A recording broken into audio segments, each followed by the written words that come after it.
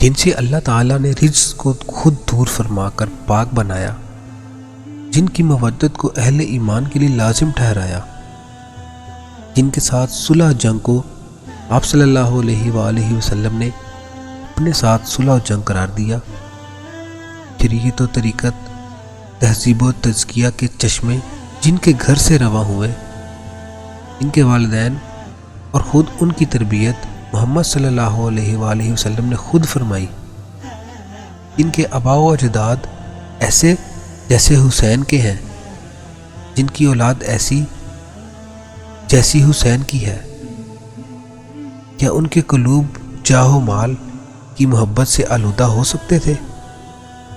کیا ان کے قدم شریعت کے خلاف اٹھ سکتے تھے؟ کیا ان کے ہاتھ باطل سے بیعت کر سکتے تھے؟ کیا ان کے سر آمریت کے سامنے جھک سکتے تھے؟ کیا ایسے لوگ وقت کے تقاضوں سے بے خبر اور حالات کی نزاکتوں سے نا آشنا ہو سکتے تھے؟ حقیقت یہ ہے کہ انہی کا موقف برحق اور ان کا اقدام بر وقت تھا۔ کامیاب وہ ہے جو سیدھی راہ پائے، لیکن سیدھی راہ کون سی ہے؟ ہر شخص اپنی اپنی سوچ کے مطابق اس کا معیار تراشتا ہے۔ ایک معیار ہمیں قرآن مجید نے عطا فرمایا ہے، اور یہی حق ہے کہ صراط مستقیم نبیوں، صدیقوں، شہیدوں اور نیکوں کی راہ ہے۔ یہ صراط مستقیم دکھلانے کے لیے اللہ تعالیٰ نے اپنی کتاب کے ساتھ اپنا رسول بھیجا۔ رسول اللہ صلی اللہ علیہ وآلہ وسلم نے اپنی سنت سے صراط مستقیم واضح کر دی، لیکن رسول اللہ صلی اللہ علیہ وآلہ وسلم کو بالآخر اس دنیا سے تشریف لے جانا تھا، اور انسانی حیات کے مسائل یقیناً آپ کے بعد رونما ہونے تھے۔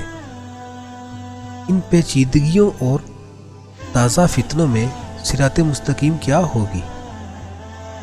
رسول اللہ صلی اللہ علیہ وآلہ وسلم نے فرمایا، میں تم میں دو گراں قدر چیزیں چھوڑ رہا ہوں، کتاب اللہ اور اپنی اطرت، اپنی اہل بیت، یہ دونوں ہرگز ایک دوسرے سے جدا نہیں ہوں گے۔ نیز فرمایا، تمہارے اندر میرے اہل بیت سفینہ نوح کی مانند ہے، جو اس سفینے میں سوار ہو گیا بچ گیا، اور جو پیچھے رہا ہلاک ہوا۔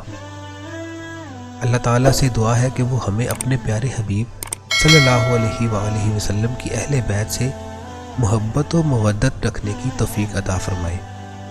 آمین۔